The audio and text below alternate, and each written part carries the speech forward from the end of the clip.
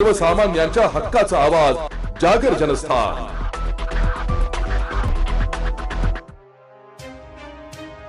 शिंदखेडा तालुक्यातील चिमठाणे येथील Suruchi English primary secondary residential school व ज्युनियर कॉलेज येथे अल्पवयीन मुलीचा विनयभंग झाल्याचा गंभीर प्रकार उघडकीस आलाय। या प्रकरणी शिंदखेडा पोलीस ठाण्यात गुन्हा दाखल करण्यात आला असून संस्थेचे चेअरमॅन सुभाष चौधरी व सुपरिटेंडंट विजय कोळी यांच्यावर पोस्को कायदा तसेच अॅट्रॉसिटी कायद्यान्वये गुन्हा दाखल करण्यात आलाय।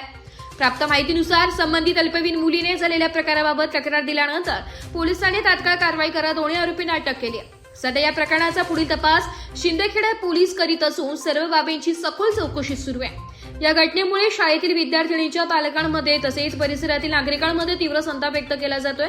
आरोपींवर कठोर कारवाई करावी, पीडित मुलीला तातडीने न्याय द्यावा अशी जोरदार मागणी नागरिकांकडून होत आहे। पोलीस प्रशासनाकडून प्रकरण गांभीर्याने हाताळले जात असून तपास पूर्ण झाल्यानंतर पुढील कायदेशीर कारवाई करण्यात येणार असल्याचं सांगण्यात आलंय।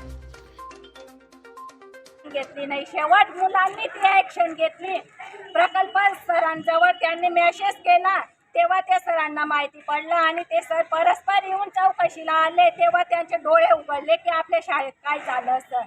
मग ही शाळा चालवायची आहे का मुलींना वापरायचं आहे इथं ते आम्हाला कळत नाही। आम्हाला न्याय पाहिजे म्हणजे न्याय पाहिजे। माझी मुलगी 10वीला आहे, पण हे लहान मुलींचं काय होईल? आज जर आम्ही माघार घेतली तर उद्या उठून ते सर तसेच अत्याचार करतील आणि एक एक मुलींचं काय करून टाकतील ते मी शब्दात सांगू शकत नाही।